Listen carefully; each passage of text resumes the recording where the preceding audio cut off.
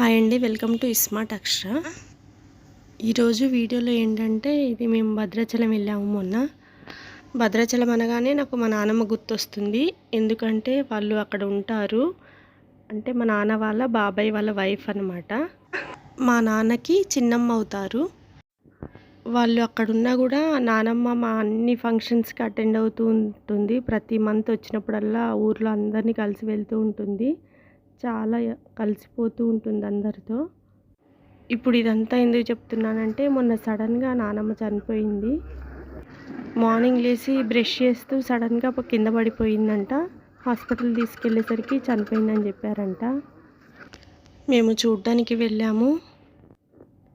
మంచిగా ఉండి every time వచ్చినప్పుడల్లా మమ్మల్ని కలిసి వెళ్ళే ఆ మనిషి అలా సడన్గా చనిపోయిందని చెప్పేసరికి మాకు చాలా షాకింగ్ అనిపించింది. మాకే కాదు, ఊర్లో అందరూ అలానే షాక్ అయ్యారు. అసలు నిజమా కాదా అనుకున్నారు.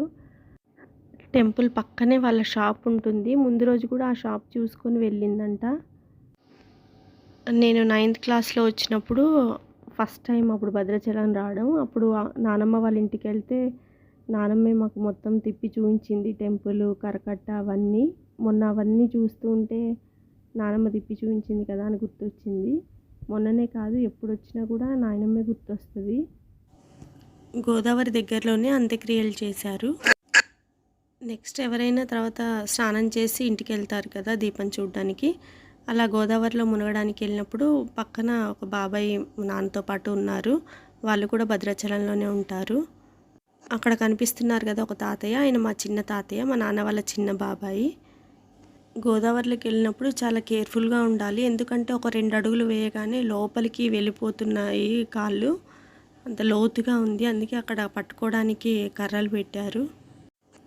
నెక్స్ట్ వాటర్లో దిగి స్నానాలు చేశాక ఇంటికి వెళ్ళి దీపం చూసి ఇక వేటి వాళ్ళు అటు వెళ్ళిపోయారు ఈవినింగ్.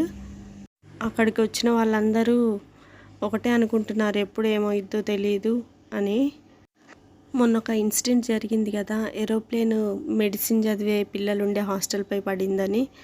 దాని గురించే మాట్లాడుకుంటున్నారు. నానమ్మ మా ఫంక్షన్స్ అన్నిటికీ వచ్చేది కదా, ఒక ఫోటో పెడతాను చూడండి.